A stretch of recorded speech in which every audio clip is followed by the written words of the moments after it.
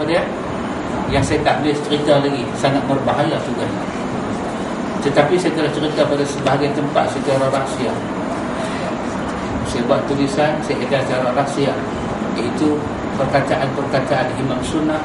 Apabila kita kenal yang ma'ruf, kita kenal yang munkar, kita kenal ilmu yang hak, kita nampak yang batil. Ketika yang batil itu disampaikan, kita mesti membetulkan kebatilan itu. Kalau kita tak mampu betulkan, kita kena sumbat jari masuk dalam telinga. Saya bagi satu contoh. Mampukah kita sumbat jari masuk dalam telinga ketika kita menghadiri satu khutbah Jumaat? Imam yang membaca khutbah itu menyatakan Allah turun ke langit dunia setiap malam 1/3 yang akhir, tetapi yang turun itu rahmat dia. Ketika kita dengar lagu itu, kita mampukah betulkan imam itu, dan mampukah kita sumbat jari masuk ke telinga? Itu adalah bukan bohong. Siapa yang bawa asal? Mu'tazilah, Jahmiyah. Yang kita baca di Baitul Ilmi kan, bertaubatlah Imam Abu Hasan Al-Ash'ari daripada itu dalam dua buku dia, Al-Ibanah dan Maqalatul Islamiyyah. Subhanallah. Orang tu dah taubat, kita duk jaga ilmu dia. Orang tu dah taubat, kita duk jaga ilmu dia. Kita kata tu, dia tu kata Wahabi taubat dah, dia taubat dah, kita duk jaga. Dia kata aku dah bertaubat.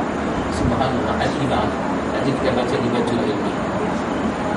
Imam Ibn Qayyim Al-Jauziyah rahimahullah ta'ala dalam kitabnya menakalkan, Imam Ibn Qayyim tulis apa dia kata?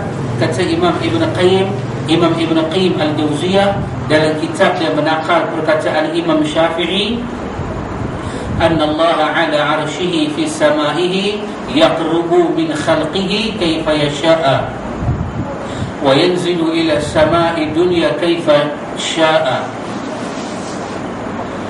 Anna Allah ala arshihi fi samaihi yaqrubu min khalqihi kaifa sya'a wa yanzilu ila samai dunya kaifa sya'a.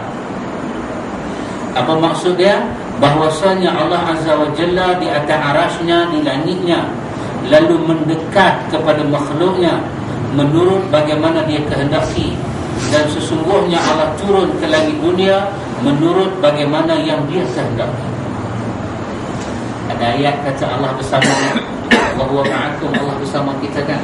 Imam Syafi'i kata Allah mendekati kita dengan cara dia kehendaki, dan dia turun ke langit dunia dengan cara dia kehendaki. Tak ada kena menurut kita.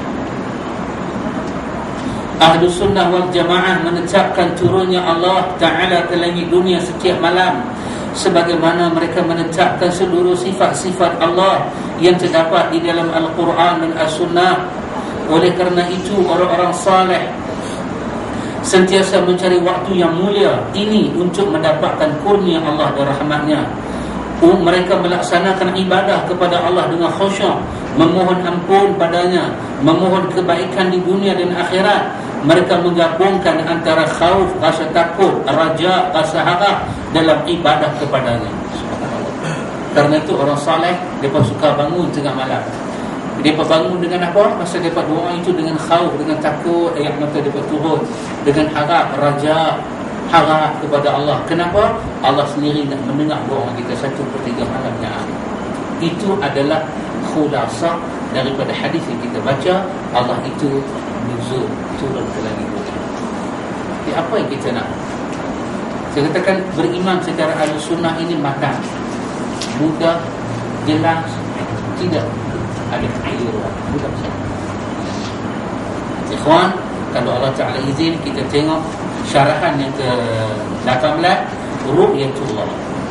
Bagaimana pandangan Ahlu Sunnah Ru'yatullah, melihat Allah pada hari kiamat. Bolehkah Allah itu dilihat? Kita ada perbahasan Ahlu Sunnah wal Jamaah. Lepas itu baru kita masuk beriman pada malaikat. Semana kita beriman pada malaikat, insya-Allah. Wallahu a'lam.